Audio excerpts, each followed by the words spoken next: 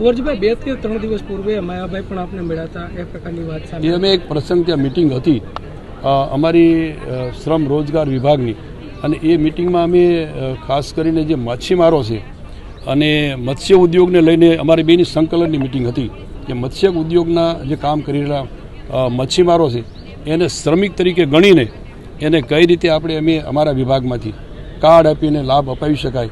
મત્સ્ય ઉદ્યોગ છે એ જીતુભાઈ પાસે અને શ્રમિક વિભાગ છે મારી પાસે.